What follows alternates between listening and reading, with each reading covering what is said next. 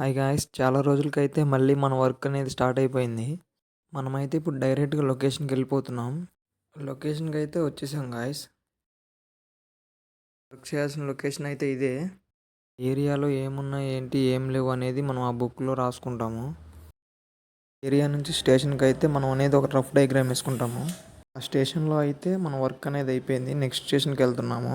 మీరు చూస్తున్న రూట్ ఉంది కదా! ఇదంతా ఫారెస్ట్ ఏరియా. చూడండి ఎలా ఉంటదో చూపిస్తాను.